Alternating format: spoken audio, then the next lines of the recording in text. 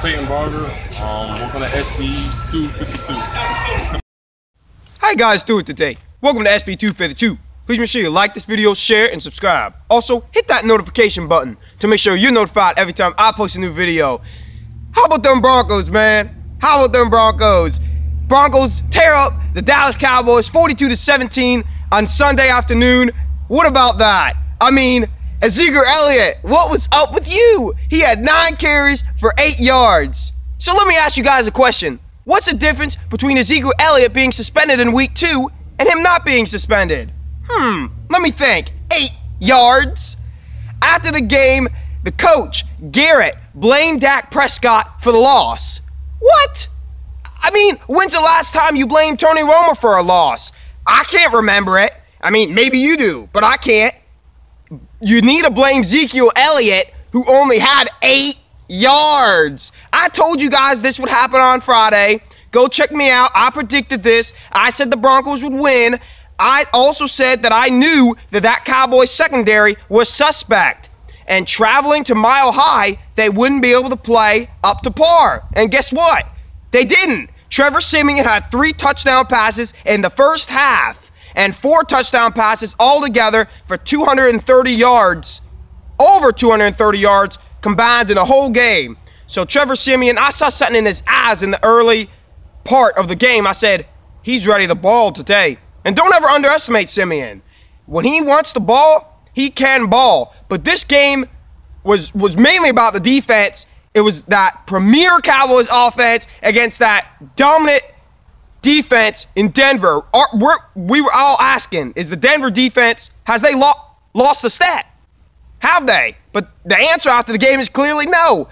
We're talking about a defense that just last year allowed Brady to get no passes in a quarter, which was the first quarter. So this is a very dominant defense. Von Miller and those boys, and Shane Ray and Aqib Talib, they're Rough Riders. They're dogs back there, man. They're not going to let the Cowboys come into their home and tear them up. That's why I said they would win. So the Cowboys, I mean, you guys are falling apart, but it's just one game.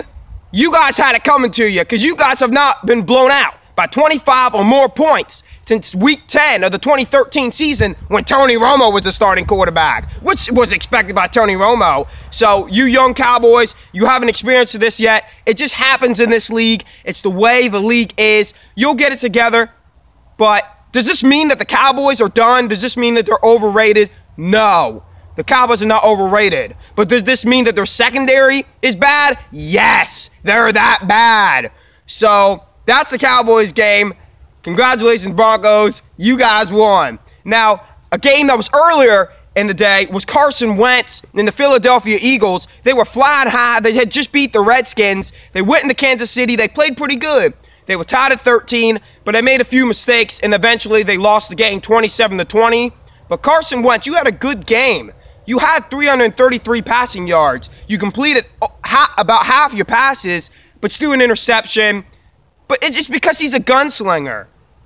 A gunslinger is a guy that just likes to chuck the football down the field, and sometimes he takes unnecessary risks, but it's high risk, high reward. Sometimes those risks will turn into touchdowns and big plays. So Carson Wentz, he's going to continue to grow. I like what I saw out of him. But Kareem Hunt, this guy had 80 rushing yards, and he also had 2 touchdowns to go on the day. He's the future of the Chiefs. I know he's not available in any more fantasy anymore. I know he's not. But if you got him, you're lucky. Start this man every week. That's all I got to say.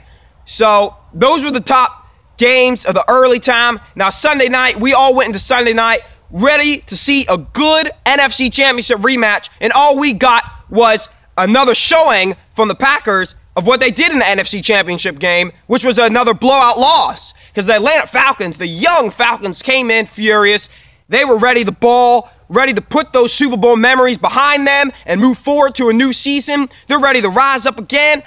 And I actually predicted them to win the Super Bowl, guys. Check me out on it. I did my Super Bowl predictions a while back, but I didn't think they'd win last night. Just because it's early season, the emotions are running high. I thought Aaron Rodgers was experienced. He'd be able to go in there and win, but I was wrong. These Falcons are even better than what I thought. Their defense played great. The offense, despite losing offensive coordinator Kyle Shanahan, went out there and they balled. They were able to run the ball, which was a concern during the preseason and the first week because they did run the ball, but they struggled doing so. So the Falcons won. That was good for them. We're ready for Monday Night Football. Lions versus Giants should be a good one. I appreciate you guys watching today's video. Let's go Broncos, baby. And you say, Kurt, why are you acting like this about the Cowboys?